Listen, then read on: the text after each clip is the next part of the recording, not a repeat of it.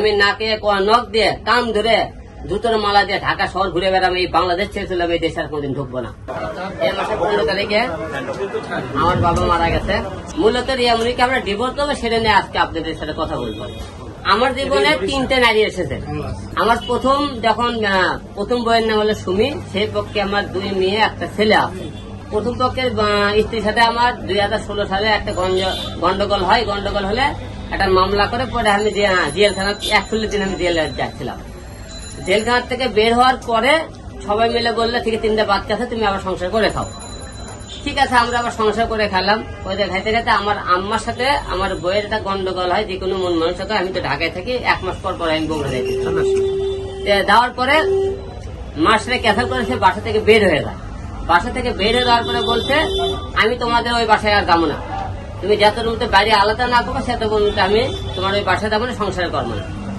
মা বাবা বলে ঠিক আছে, সংসার নষ্ট করার দরকার নেই, আমাদের বাড়ির সাথে জায়গা আছে, আর একটা বাড়ি করার কথা বললো।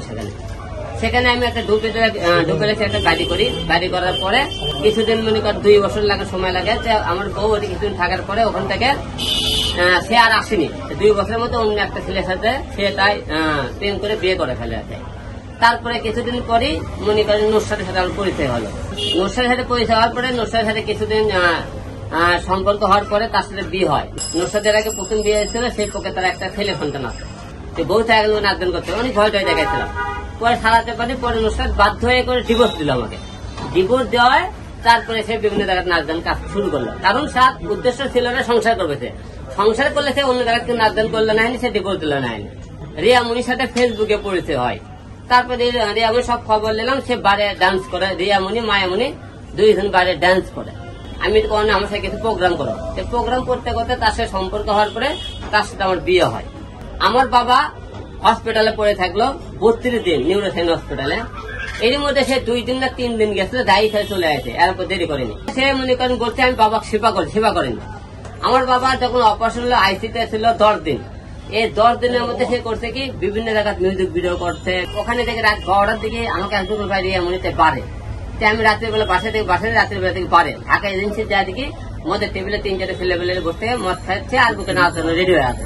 ওই পরে আবার মাপ চালো, কোরআন ফিফট হলাম। কোরআন ফিফট কর, জীবনে মদ খাবি না, বাড়ি যাবে না।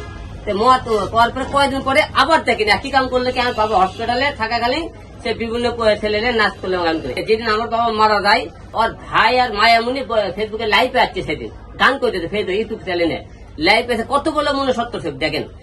হসপিটাল পয়সা তার বাবা, তার মা, ভাই, বোন, একটা লোক আমার বাবাকে দেখতে আসেনি।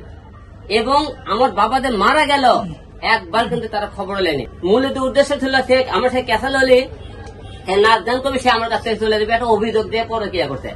আবার বলছে আপনার কাছে আলম একটা মেয়েকে 3 মাস বাসা বাড়া নিয়ে চাইল মহানগরের পদ্ধতিতে।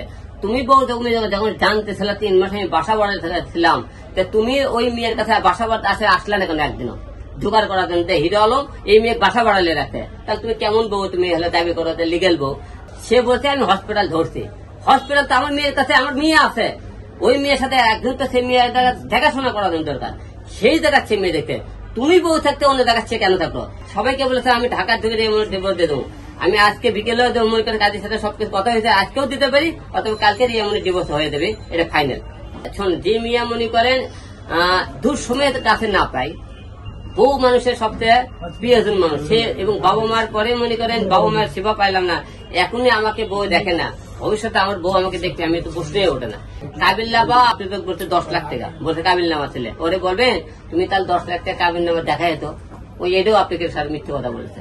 যে অভিযোগ একটা সত্য প্রমাণ করতে পারেন, আমি নাকে নখ দিয়ে কান ধরে জুতোর মালা দিয়ে ঢাকা শহর ঘুরে বেড়াম, এই বাংলাদেশ ছেড়েছিলাম, এই দেশে আর কোনদিন ঢুকবো না। আমার এই কথাগুলো একটা মিথ্যে প্রমাণ করতে পারে।